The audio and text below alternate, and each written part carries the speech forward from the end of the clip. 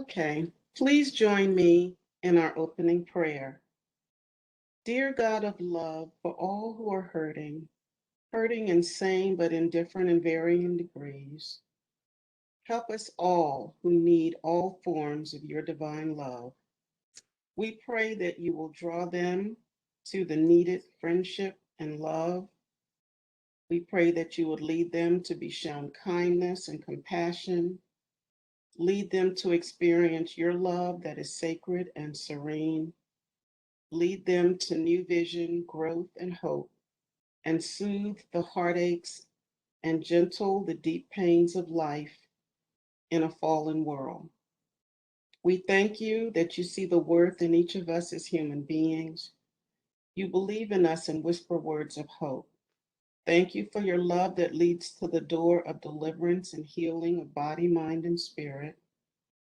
Please bless those who you send as your vessels to offer hands of warm welcome, acceptance, and love to those who are hurting, who attempt to lessen the hurts and encourage that life can and will be better.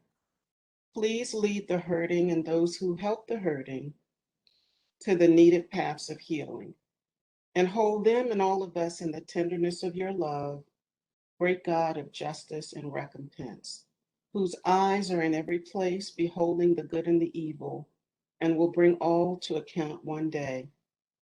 And please, Lord, deal with those who would harm, reveal to them their need to embrace Christ and his forgiveness and love.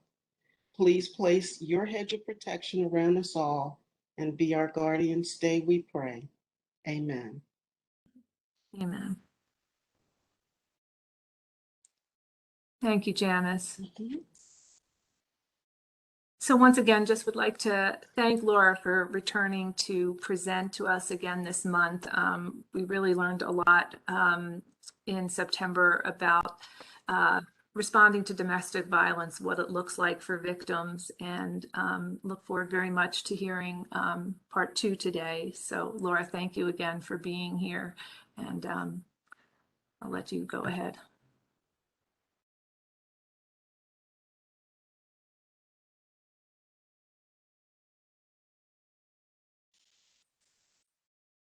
Well, welcome everyone. My name is Laura Yeomans, and I have the great opportunity to work at Catholic Charities in a parish emergency response unit, which involves assisting women and men who are surviving domestic abuse. And today is a continuation of a workshop that we began last month. And today's goals, I'm going to move something on my screen here a little bit. Today, we're going to focus on how can we tell if we're assisting someone if that woman or that man is at high risk of being killed? What are the high lethality domestic violence warning signs? Once we have those in mind, we're going to take that and then how would we talk with someone who's surviving domestic abuse about those risks? And it's helpful to know at that time the risks that survivors have shared with us that they are weighing. Because it's much more complicated than I'm afraid he's going to kill me.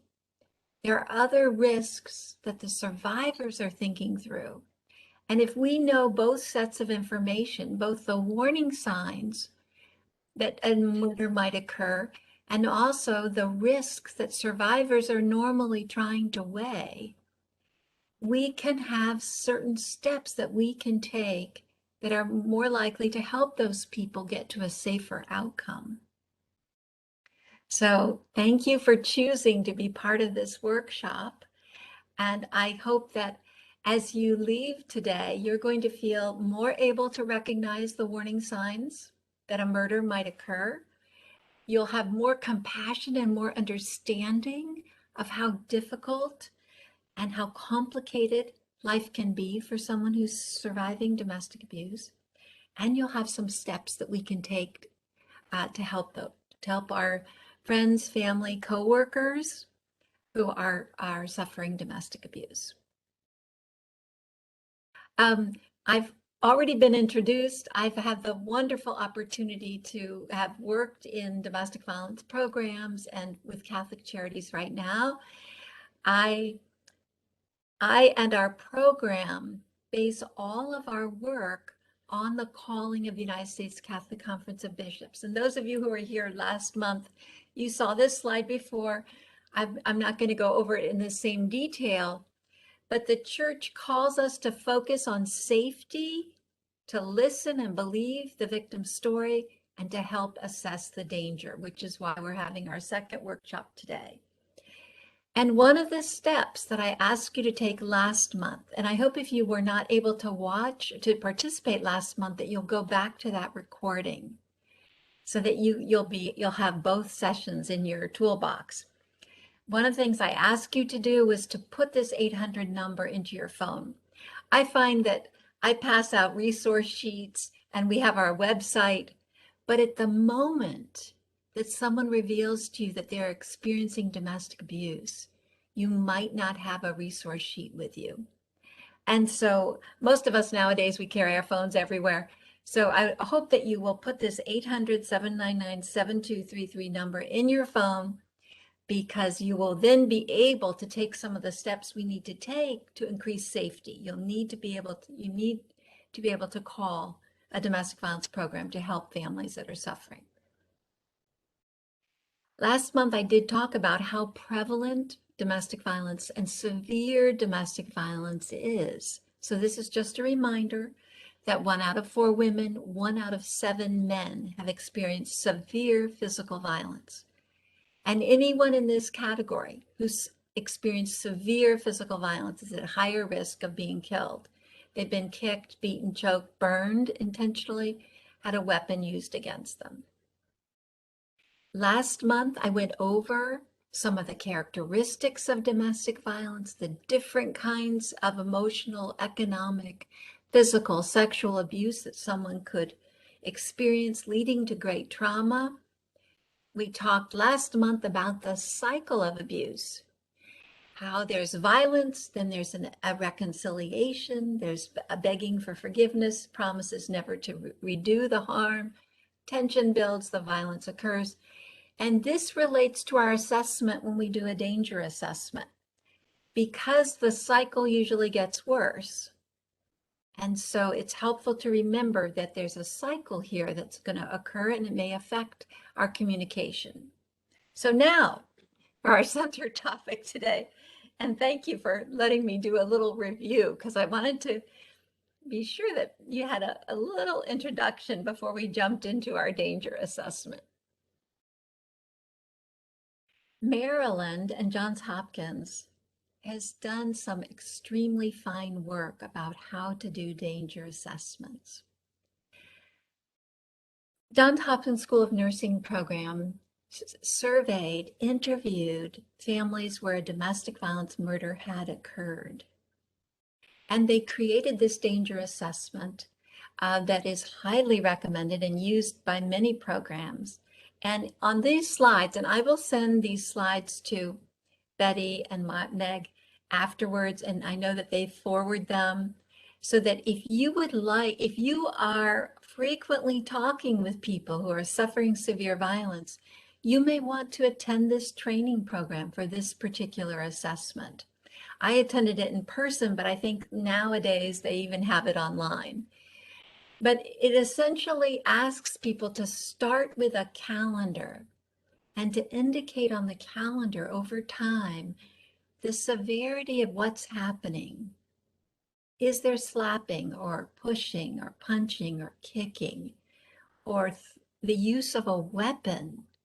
And this is put on a calendar with someone who's suffering abuse so that you can see if there's an increase in the level of harm or the frequency of the harm. And then Johns Hopkins School of Nursing developed 25 questions and a way to assess the answers. And it's a little bit complicated, but I wanted to share this with you because it is the root study that helped a tremendous advance in trying to understand how to predict whether a domestic violence murder might occur. From this study, they developed their danger assessment in a training program, and they reported out that only 4%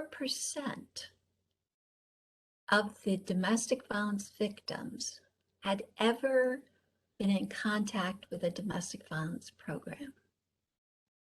So most of the people who were killed had never been referred to, had never called, had never talked with a domestic violence program. They didn't know that help existed. So this is step number 2. You and I can make a difference right there. We can be sure that if people we are talking with, we suspect there's domestic violence, if they disclose there's domestic violence, we can take a step to offer to connect them to a domestic violence program. Now, Johns Hopkins research also showed that in 50% of the domestic violence related homicides in their study, the victim had already called the police. So again, this is a warning sign. And last month, I was talking with a family in Beltsville, referred by one of our parishes. And as part of the discussion with the mother about the abuse she was suffering, she let me know that she had called the police the previous month. So automatically that's a warning sign, because usually families only call the police when they are afraid of being killed, when the abuse is very high, when the danger is so threatening that they feel like they have to call the police. So once you know that that's already occurred in the family, then you know that possibly the next time things might be worse, because we remember that cycle of violence. And if there's no intervention, if the person who's abusive is not getting counseling in a certified abuser prevention program, and if the person who's suffering violence is not getting counseling in a domestic violence counseling program, it's likely that the violence is going to repeat and get worse. They also found in their research that when a connection was made, when domestic violence victims actually went into shelter, when there was a connection, there was a reduction in violence.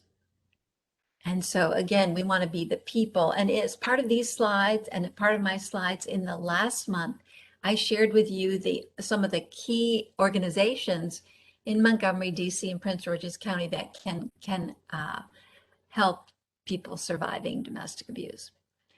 So the Maryland Network Against Domestic Violence took the work that was done in Johns Hopkins, and they made a more manageable risk assessment. I think that's going to be more useful for you and I.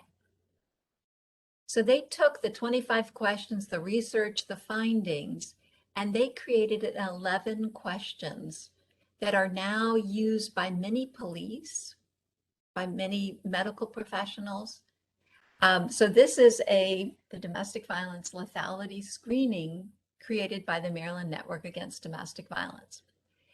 And you can learn more about that. You could study and go through their training if you have the opportunity regularly to assist people suffering. I think the most important thing about these 11 questions is look at the top 5 questions. The top 5 questions.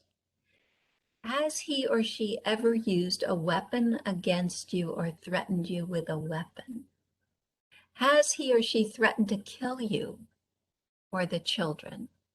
Do you think he might try to kill you? Does he have a gun, or can he or she get one? Has he or she ever tried to choke you? And it's important that we use both pronouns, because at Catholic Charities, we serve people, both women who are victims of domestic abuse, and we've also served men, as both can be victims. So these 5 all have to do with, does she think he's going to kill her? Does he think she's going to kill him? And that is something that you and I can listen for. if someone comes, we had a pastor who told us he had a woman come to the parish saying that she was afraid her husband was going to kill her. And they prayed together and she went back home. And she came and she told the secretaries, I'm afraid my husband's going to kill me. And they prayed together and she went back home and she was killed. So that kind of conversation, I'm afraid my husband is going to kill me, should set off alarms for us. And we're going to see here in the next couple of slides what the Maryland Network lethality screen recommendations are, what we can do if someone meets these criteria. But has he threatened to kill you or the children? Has he used a weapon? We had a family, one of the pastors in Montgomery County called us because the young mother had come in and said, my husband's in law enforcement, and he's threatening to kill me and the children. So he has a gun. He's threatened her with it before. She's afraid he's going to kill her. We could check off 3 things here at the very top, that it is more likely in these situations, then there's a higher possibility that she would be killed. So we need to do everything we can to help her. Now, an interesting one here is number 5, going down. Has he ever tried to choke you? I've assisted a Catholic school teacher who was choked by her husband. I have assisted a young mother from Prince George's County that was choked by her husband. And sometimes the women don't realize that if someone has in the past choked you, if you've become near unconscious, that there's great damage. And in fact, the next time your neck could be broken. And so previous attempts at choking someone are a very high level of risk. In fact, I was at a courthouse with a domestic violence survivor filling out a protection order, and they ask for the terrible abuse that's occurred, and then they have something like other, and she wrote down small attack, something like that. I said, what is that? And in her mind, the beating and kicking and punching was more important than the fact that he had tried to choke her before. But actually someone trying to choke you is a very violent act and could lead to your death. A couple of these questions, the 6th and the last question, have to do with how jealous and whether or not the abusive person is spying on your activities. Are they leaving you threatening messages? So last month or maybe this month, I was talking with a woman whose ex-husband is leaving her text messages. I will meet you in the parking lot at work and you'll be sorry. And texting things that he's going to do to her. So he's sending her threatening messages. And that is one of the indications, that he may actually go through on those threatening messages. Is someone spying? Are they so jealous that they want to know everything that you have done? I was sitting at St. James Catholic Church in the church office with a domestic violence survivor. And while we were there, her husband is calling the phone. Where are you? What are you doing? So that's an indication that he has lost the belief in the human dignity and equality of his partner and thinks of her as a possession that he has a right to control. We had another case where a lady was reporting that her husband's now following her as she goes to work. He's spying on her and watching what she does. So those are indications that she's at risk. Now, another very important one on this list of 11, and by the way, I'm not suggesting that you ask these 11 questions of someone. You sit them down and say, okay, I have 11 questions. No, because you've not gone through the training program of how to talk with someone, how to be supportive. But you can listen for these issues, because in my experience, women and men will tell you these things, and that'll be a red flag, and you'll know that we need to go through certain steps that we're going to go through in the next slides, because many times what we're doing is we're listening and affirming, and then there's some action that we need to take if people have these qualifications here. So another important one here is, have you left him or her or separated after living together or being married? So the 6 months around the time when a woman or man chooses to leave is the time when most of the murders occur. At the point when someone is thinking, this is terrible, I can't take this anymore, I'm going to find out who to help. We had a young mother and with a baby in her arm knock at one of our parish doors, and she came in and she said, I'm suffering terrible. My husband's beating me up. I can't use my phone because he beats me up every time he checks my phone. Could you help me? Well, we need to connect her with a domestic violence program right then that's going to help her with a safety plan, because the fact that she's thinking about leaving means she's in a more dangerous place. And in fact, at Catholic Charities, we lost one of our beloved co-workers. We did not know that she was suffering domestic abuse. She was suffering domestic abuse. She had 4 children. And after she informed her husband that she was leaving and was taking steps to separate, he killed her and committed suicide. And we had a case at Holy Trinity in DC. One of the mothers in the school filed for a protection order on a Friday, and by Sunday, her partner had killed her. So the fact that someone is talking to you about their domestic violence situation means we need to connect them to a domestic violence program that's going to do a safety plan. They need to find out what resources are available, because they've just entered the most dangerous period in their relationship where the violence could occur. We go a little bit further down the list. Has he or she ever tried to kill himself or herself, or is anybody in the household talking or thinking about suicide? So one of the deacons in Montgomery County told me that he had a woman who had revealed she was suffering domestic abuse, who then committed suicide out of hopelessness. We also had a family where the family was participating as, wonderful members of the parish, but at home, the dad was encouraging the mother to commit suicide, saying all kinds of terrible things to her. You're worthless. No one, the world would be better off without you. Here's what I'm going to do with your body parts. I mean, just terrible things.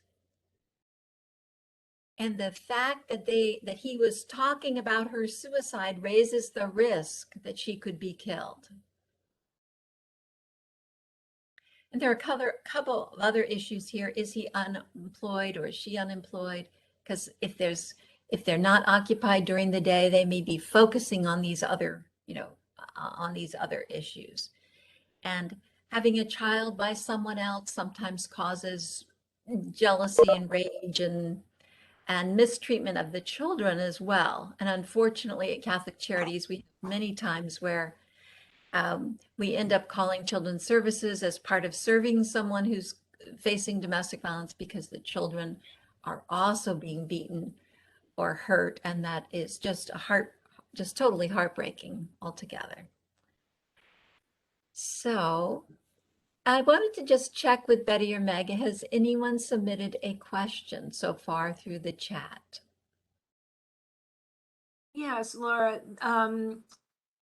there was a question about as far as the screening tool, and I understand it's for somebody who's trained with it, but is there, are are all of them kind of, I mean, is there a score of these questions, or how many do they have to answer yes to assess for the level of risk? That's a good question. Now, if you look at this list here, you could take out the questions, is he or she unemployed? Because many people are unemployed and they're not beating their spouses. Do you have a child that he or she knows is not his or her? You could take that out. But every other one, if someone answers yes to that question, then they are at a higher risk. And then if there's also unemployment, it's a higher risk. If there's also a child in the family. But if someone shares they've been threatened with a weapon, or if they think their husband might kill them, and unfortunately at Catholic Charities, we have regular referrals of people. We had a referral a little while ago of a family where the wife reported her husband has said he's hired someone to kill her. How sad. I mean, really. We have so much suffering in our family. So any one of these will trigger that they are at high risk. And let's go on and look at what is recommended as our next steps. Or was there another question? No. Okay, let's look at what they recommend as our next steps. And if you're interested in the training, go to the websites in the slides and do the training for the lethality assessment. They'll tell you the scoring and how you would, I know the training at Johns Hopkins was wonderful about how to talk with people as you do the assessment. But if as you and I are talking with them, they tell us, I'm afraid my husband's going to kill me. My husband's encouraging me to commit suicide. Privately tell the person experiencing abuse that I'm concerned for you, you're in danger, and offer to call a domestic violence program together. And this is important that it's private, and it's important that we affirm the concern that people have. So one time at Catholic Charities, someone called me and said, you know, I'm working with this immigrant and she's afraid, her husband said he's going to come over from Africa and kill her. And I assured her that was not likely. That's what the staff person said. And that is not the right approach. That is not what we need to do. What we need to do is say, I'm concerned for your safety, and I hear you saying you're afraid he's going to kill you. I hear you saying you are afraid that the next time he holds the kitchen knife to your throat, he's going to kill you. So we affirm the concern that they have. This is very important because many of the women and men who've been abused have been belittled. They have been threatened. They've been insulted. They've been told their values, their ideas are worthless and that they're incompetent.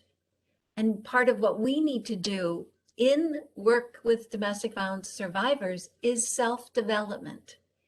We have to focus on supporting and affirming a person's concern for the safety of themselves and their children. We affirm that, but we also don't tell them what to do. We offer them options, and we can offer them information about how families who've faced this situation before, what happened. So we privately tell the person experiencing abuse, I'm concerned for you. You're concerned that he may kill you. I want you to have the best support that we can for you at this time. Let's call the Jewish Coalition Against Domestic Abuse, which is a wonderful program. And I have a slide here. Also, it was in our first presentation last month, the number of how to reach them. So you call a domestic violence program together, you call that 800 National Domestic Violence Hotline number, and you talk together. Now, response number one, what if she says, you know, I'm not ready? I don't want to do that. I'm not ready. You accept that, but you also review the danger. So I've taken a picture, you know, At times, if someone is very bruised, I'll take a picture to help document that they could use. It becomes a document they can use later in court. I'll say, I'm concerned for you because of the bruises, that you have, that this violence might reoccur. For many families, the violence gets worse. So I'm concerned for you. I want you to have this number. Now we have to check with the woman or man how they can hold onto that number. So it might be, for instance, that they cannot have a piece of paper in the house that has a domestic violence program number, but maybe they could have my business card. And on my business card, I could put the domestic violence number. So you have to ask them, is there a safe way, or is there a little piece of paper that you could carry, or can you put it in your phone, the number that you can call to get help? So we want to give them referrals to your county or the National Domestic Violence Program. Response number 2, if she chooses to, yes, let's make that call together, then go ahead and do it together, because it's going to be more comfortable for her or him to place that first call to a stranger if you're there supporting them, if you can do that together. And then always we need to check, how will it be safe for either the agency that you called or you yourself to stay in contact with the survivor? And sometimes for us at Catholic Charities, we have to wait for the woman or man to call us again. If they're living with someone who's abusive, it's not safe for me to call, because I could trigger increased violence if the partner thinks that she's trying to escape. So I have to be cautious about that and discuss with each person we're trying to help. How will we stay in touch? Is there a safe time when I could call your cell phone? Maybe I can't call the cell phone. Maybe she has to make the attempt to call me back. Now I'm going to go on here and talk about, once we've looked for the warning signs that a domestic violence murder might occur, what is she also thinking about? What is he, if he's a victim, what is he worried about? Because that's going to affect their ability to figure out their next steps. So I call this the survivor's risk analysis. If you look at this, if someone's suffering domestic abuse, and this comes from, I've had the opportunity to work in domestic violence shelters, a domestic violence hotline, Catholic domestic violence program, and here now at Catholic Charities, that these are the issues that I hear people talking about. We have the threat that they're going to be killed, and in addition, these are the issues they're trying to figure out. So safety for children. Safety for children. So can you imagine, we had a situation where we had a parish secretary.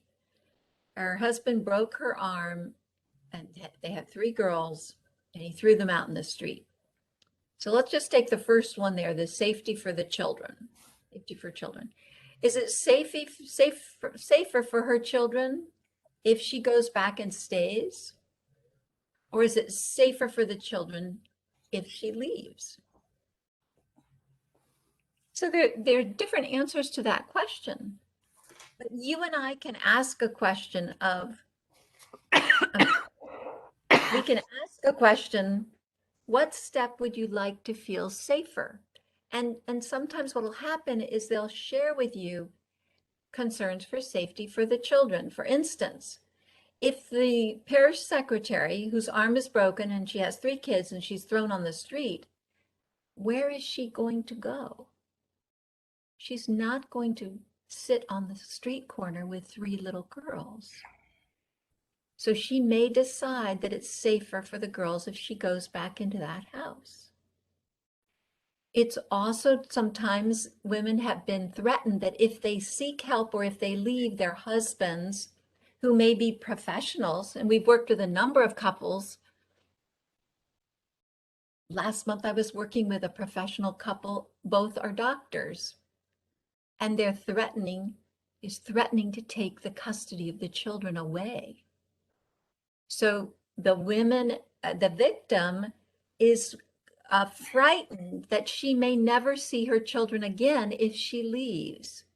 And she knows how abusive her husband is, and she thinks he might win in court. And we've actually seen that sometimes, that the person who's abusive has a better presentation in court and is awarded more custody of the children. Or I've been in court myself and seen a judge order unsupervised visitation of a little girl.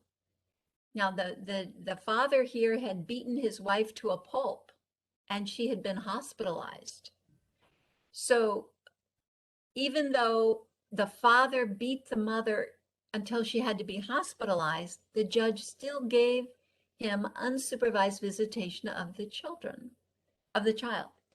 So the young mother, families hear about these things. So the young mother may say to herself, I don't want my child to ever have to be alone with this abusive man who's so violent, so I'm going to sacrifice my life and stay. Now, the safety of the children long-term, you and I know that studies have shown that children who live in domestic violence have long-term health consequences and are very likely to end up in similar relationships. So in many situations, the children, if the family can be helped to escape safely and reestablish their life, the safety for the children, is probably better, and for the woman if they leave a situation that's violent. But it's very complicated. And I hope that for you, that you would set aside, often when I go into a church, people say, oh, well, if that ever happened to me, I would leave. Or other people say, when I go into a church, I've had someone say to me, this is sinful. She has to stay home and pray and obey him. And then the violence, maybe would stop. But you and I have to set aside our judgment. You should stay, you should leave. We need to set that aside and take the information about the danger risk assessment. We're concerned about your safety, that next time he's going to kill you with that knife. And ask her, what step would you like to take to feel safer? And she's going to talk about her safety of her children. Or she's going to say, and I've had this told to me, she's going to say, he's threatening to have his family kill my family in the country where we're from. If I leave, I can't leave, or he's going to have my parents killed. Very complicated. Women also, and men also, do not leave because they don't know how to escape. They don't know about the programs. They don't know about protection orders. They don't know that there is assistance, that in a protection order, the person with income can be ordered to do emergency assistance, emergency payments every month. People don't know where they're going to live. And I've heard people say, I can't leave because I can't make my children homeless. And I've sat and talked with women about their income. It can be very, very difficult. There's no organization that provides ongoing monthly support for women and children.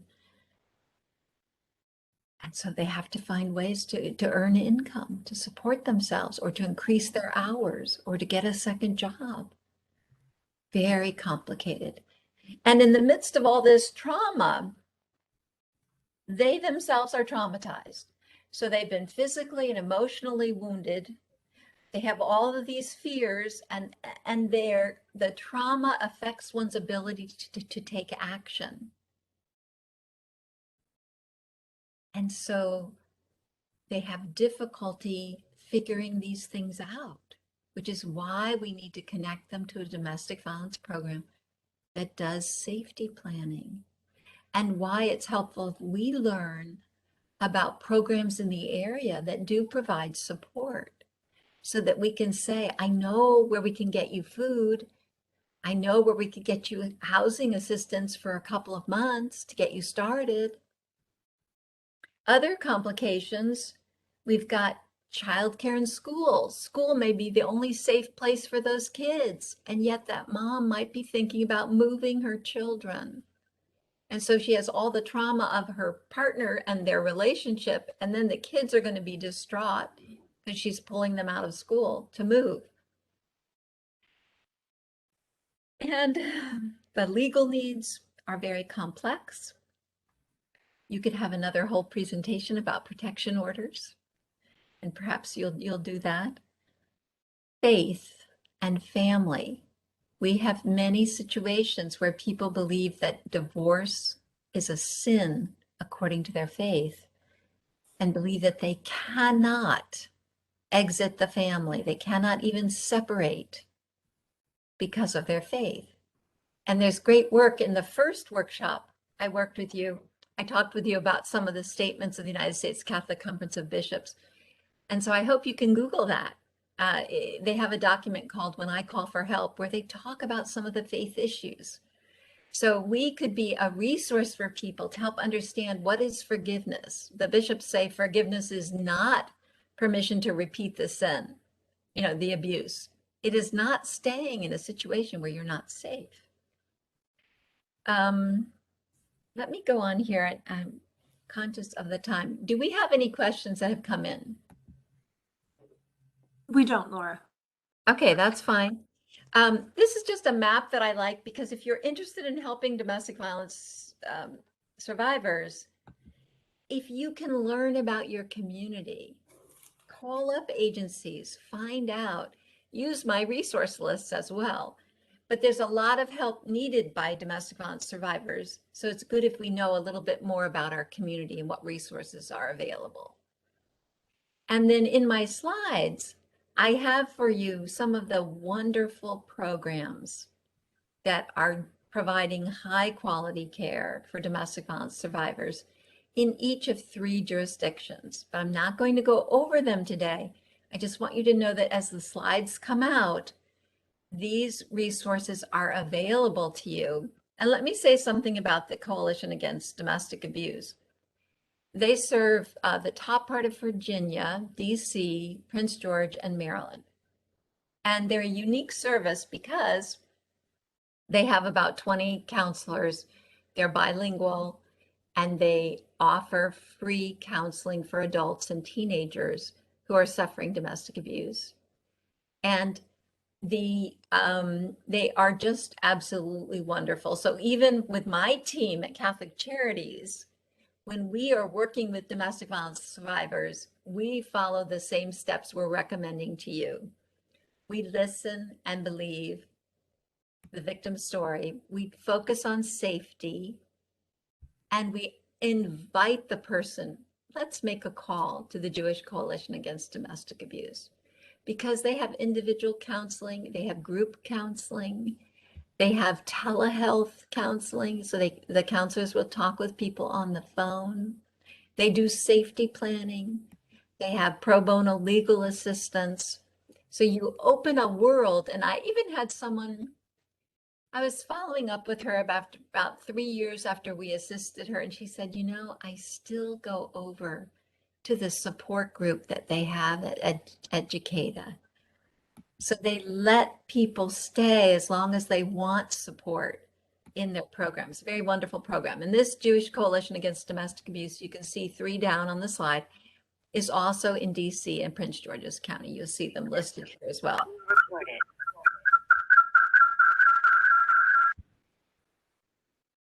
So we have Montgomery County resources, and I know last month, Meg, I think, shared some of the Family Justice Center, which is wonderful here in Montgomery County. And the Abused Persons Program is very high quality and offers counseling. So we've got some excellent opportunities to connect people with our domestic violence programs. So let me see, I wanted to do a, Meg and Betty, do I have another 4 minutes? Or would you like me to stop? stop now for questions. All right. Oh, go ahead, Well, Laura. I'd like some feedback from you. I want you to tell me, in this true situation that we encountered, what are the warning signs that she might be killed? What are the high lethality risks? So the young mother reported that her husband, the father of her 2 children, threatened to kill her with a knife, beat her, kicked her in the head, and raped her. She had a large bruise on her left arm. Catholic Charities took a photo of the injury. The husband threatened to kill her family back in El Salvador if she calls the police and he is deported. She doesn't want to file charges against him. She said she was afraid he's going to kill her. So those of you listening, you can unmute and tell me, what are the lethality signs here?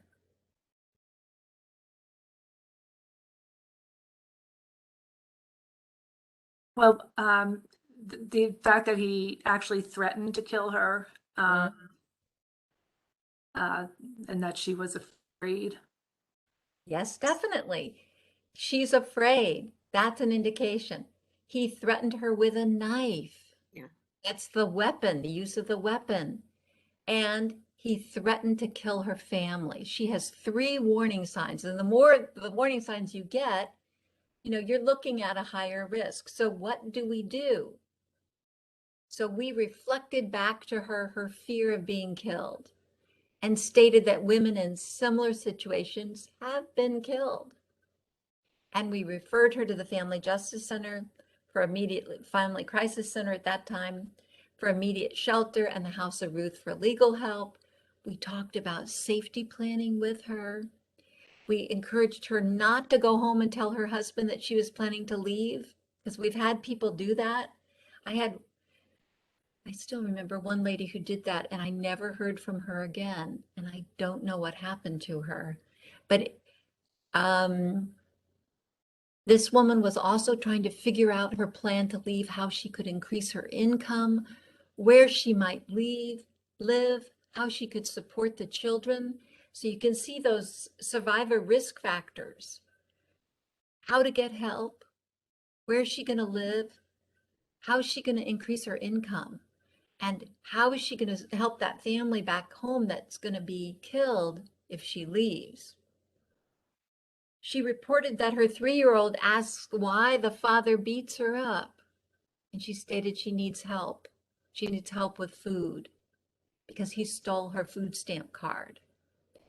And this is why, too, there are often very practical economic impacts. There's almost always a loss of income, or sabotaging of the phone or the credit cards, or a lack of money. And so if you have a way to access resources for a family, you can help to try to save them at this very difficult time. So what we did is we referred her to counseling. There's a program at Synergy Family Services in Hyattsville that does free counseling for parents and children who have domestic violence and who have Medicaid. And in this case, the child had Medicaid. And we gave her some gift cards. And we let her know that we might help her with some emergency assistance. And fortunately, because I was afraid I would not see this woman alive again, fortunately, she went to the House of Ruth. She got a lawyer. She filed for a protection order, went to court. We actually had volunteers and people who went to court with her. She got her temporary custody of the little girl, and the husband was arrested. And then his family began to ask her for money to pay for his expenses related to prison. And she told us she didn't even have money to pay her own rent. And so we helped her. And then she called in July. And you remember I told you about that cycle of violence? There's violence, there's a honeymoon period, there's augmented tension, and the violence reoccurs. Well, her husband called from jail and said, "I love you. I'll never hurt you again. And I need you to pay my bail so I can come out and live with you again." And then she asked us directly, "What should I do? What should I do?" And I wonder if anyone has a suggestion as to what we should answer. Someone asks you, what should I do? Remember, we are not to tell people what to do. We are interested in the self-development of people suffering terrible violence. And so what we did is we encouraged her to make the decision herself, knowing that if we told her to do this and she did that, she might not come back to us. And also knowing that she's going to bear the consequence of her actions. We are not. And if she makes her own decision, she's more likely to survive and be okay. And so we encouraged her to make the decision herself. We did remind her that we remembered she was afraid he was going to kill her with a kitchen knife. And this young lady did not pay for the bail for her husband in prison. I was so thankful she made that choice. But I'm coming to the end of my time. And I want to remind you that on our website at catholiccharities.dc.org, we have a Family Peace webpage. And we have restroom flyers for your parish or your community. We have bulletin inserts. We have resource sheets. We have first response call sheets, all of which you can download right from the website. And again, if you're coming on late, there's a number at the bottom that we're hoping that you're going to put in your phone, the 1-800 number, so that you can contact the National Domestic Violence Hotline number. And you'll receive a copy of these slides. You'll have my email, and I invite you to communicate with me if there's any way that we can assist you. And Meg and Betty, I just really appreciate the opportunity to speak with your community, with the Faith Community Nursing Program. And thank you so much for including me. We are hoping together that we can increase our community capacity to save lives. Well, Laura, really, we are so grateful to you, because this is just, it's both kind of chilling information, and yet, such practical wisdom too about, how to speak to someone going through this kind of trauma and what is available to them. I was just wondering quickly, when someone is ready to leave, how available is emergency shelter for domestic violence victims, like in an kind of an immediate situation? It varies by jurisdiction. And there are some jurisdictions that have the ability to put people into hotels. But it's a very good question. And if you are working with people who are suffering domestic abuse, call the programs and see what it is right now. Mm-hmm. It is true that organizations like Jacada are reporting an 80% increase during COVID of the number of calls for help that they're getting. So it can be that it's hard, to get a place for people. But connecting to them with the program, if they can't get into emergency shelter, they could at least do safety planning. They can begin some kind of counseling. There's a variety of steps that can help save lives. Thank you, Laura. And again, we'll have this recording available for anyone who would like a copy or would like to share it, because it's such valuable information. And I'm sure we will be able to share Laura's slides as well. Before I mention some other upcoming events, is there anyone else who has a question for Laura? Go ahead, Lucia. Hi, Laura. I just had a quick question. From the organizations listed, which one would you recommend for somebody that could go to a court date with a client? You're looking for an advocate to accompany someone into court. I would check with the family justice programs in the counties. And then, which county is it? Montgomery County or PG. Okay. You also have the victims assistance in the sexual assault program. They have victim advocates. They're not on that list, but they also accompany people into court. All right, cool. Thank you. Well, thank you so much. Lovely to be here. Thank you for your compassion and interest in attending the workshop today and inviting me.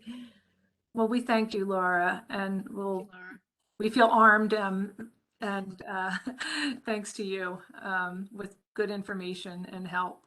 I'm just going to mention that our next Faith Community Nurse monthly chat will be not at the end of November, since the fourth Wednesday is right before Thanksgiving, but we'll meet the following Wednesday, which is December 1st. And we'll send out reminders about that. Just a couple other events that are coming up.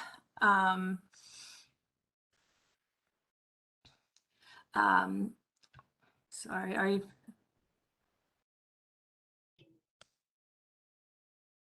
Sorry. Pittsburgh Mercy Parish Nurse Program is putting on Spirituality and COVID-19 Life Lessons on Saturday, November 13th. Shenandoah University and Valley Health on November 10th will be presenting Integrating Spirituality in Today's Healthcare, also virtual. Caring Matters, which is an organization based in Montgomery County who minister to folks, families, patients who are at end of life. And November is National Hospice Month. They are presenting Understanding Your Choices for Your End of Life Care, and that's November 4th. So I just wanted to make sure you were aware of those, and I'll put those links in the chat as well, and can email if anybody wants further information about it. So now we'd like to conclude with a prayer, and thank you all for coming again, and thank Laura for such a wonderful information, and I'll pass it over to Betty. Okay, thank you. And once again, Laura, you've been such a source of information, inspiration, and we are grateful for your expertise and taking the time to share it with us today. And so as we close our time together, let us pray. Gracious God, fill our hearts with compassion for those women and children and men who suffer violence and exploitation at the hands of the wicked. We also ask that you guide us in vigilance so that we may recognize those that need our assistance. Direct our hearts that we might untie the burdens placed on them and bring them to freedom and safety. And we ask all of this through the intercession of Our Lady of Lourdes, and in the name of your Son, Jesus Christ, and the Holy Spirit, now and forever. Amen. All right. Thank you, Betty. All right. Have a good day, all. Yeah, thank you for joining us. God bless.